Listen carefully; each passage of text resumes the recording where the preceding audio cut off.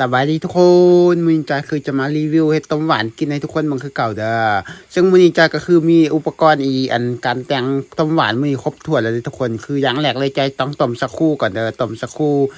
ไว้ก่อนเผื่อจะต้มหวานเลยทุกคนครับจะต้องต้มสักครู่ให้มันสุกแล้วก็จะไปล้างน้ำเด้อขั้นตอนแรกที่เราจะเฮ็ดมื้อนี้เพราะว่ามื้อนี้กะทิจ้าก็ซื้อมาเรียบร้อยแล้วนี่นะทุกคนมื้อก่อนนั้นมันบ่มีกะทิเด้อมื้อนี้ก็มีกะทิเรียบร้อยก็เลยเฮ็ดต้มหวานกิน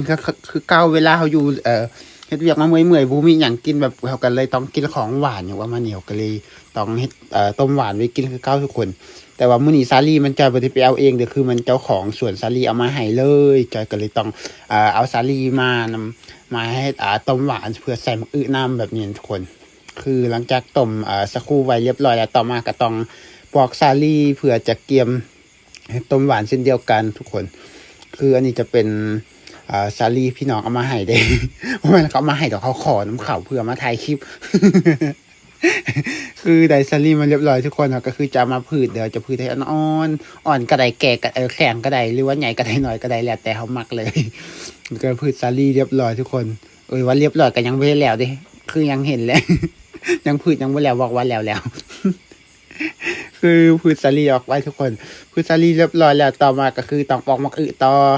มักอึนี่คือทุกคนสบายแห้งนะมักอึปีที่แล้วนี่เขาเอามามักอึมันทำมาให้ตะหมูกินแล้วตะหมูเราไปขี้อยู่ในสวนแล้วมันออกเองแล้วพอ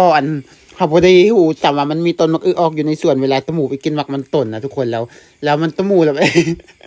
ตะหมูอันกินมักอึที่เขาเกลือนแล้วไปขี้อยู่ในสวนมักมันต้นแล้วมันออกเครือไหมมาปีนี้แล้วมันมีมักอึให้เขากินเสยสรุปคือมักอึนี่ได้กินย้อนตะหมูคันตะหมูบ่ขี้นี่คือเราจะบ่ได้กินมักอึเลย ตะหมูไปขี้แล้วมันแก่นมันที่มันยังบ่เปื่อยยังบ่นั่นก็ออกมานำขี้ตะหมูหั่นแหละมันก็มาออกต้นใหม่แล้วมันก็ออกหมากให้เขากินสำทุกคน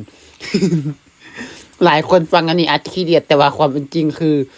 เวลามันอยู่ในท้องหมูมันก็ยังเป็นแก่นมักอึคือเก่าเป็นเมล็ดแนวพันธุ์มักอึคือเก่าแล้วตะหมูขี้ออกมามันก็ออกเบี้ยไหมแล้วก็เป็นหมากเลย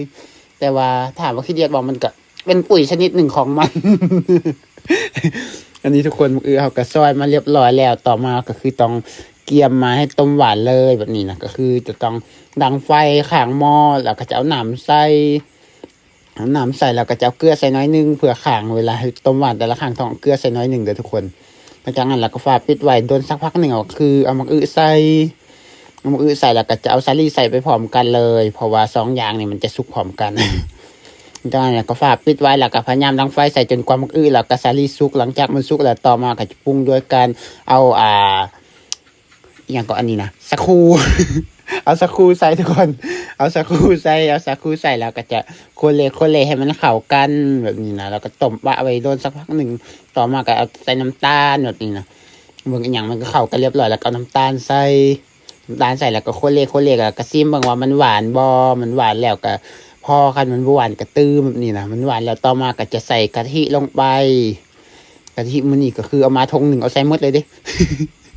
เอาใส่หมดเลยทุกคน เพราะว่าเอามาสุดก่อนมันบ่มีกะทินะเทื่อนี้ก็ใส่หมดเลยมื้อหน้าซื้อไหม คืออันนี้ใส่เรียบร้อยทุกคนแล้วก็จะป้งเด้อป้งมาก็คือเขาจะปาให้มันเย็นก่อนก็บอกที่ทุกคนเอาอยากหีบถ่ายคลิปใหม่ก็เลยหีบกินตอนห่อนเลย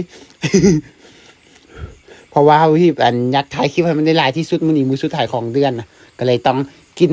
ตอนห่อนเลยทุกคนคือพาน้องทรายกินก็ต้องได้ค่อยๆกินต้องเป่าให้มันเย็นก่อนบ่สั่นมันสิลวกปาก คือน้องทรายก็บอกว่าอยากกินคือกันอยากกินข้าวแห้งแล้วว่าสั่นก็เลยเอาแกงหวานมากับข้าวไปพร้อมเลยทุกคนของหวานกับข้าวแล้วก็คือแซ่บ คลิปให้ต้มหวานมื้อนี้ก็คือจะได้ขอจบซ้ำนี้เด้อทุกคนแล้วพบกันใหม่คลิปหน้าเด้อสำหรับคลิปนี้ขอจบซ้ำนี้ผู้ใดฟังบ่เข้าใจก็ฟังอีกรอบที่2ได้เลยเด้อเพราะว่าการพากย์เสียงมื้อนี้ก็มันแปลกๆหน่อยนึงนะ ฟังรอบ2ได้เลยเด้อวันละบ๊ายบาย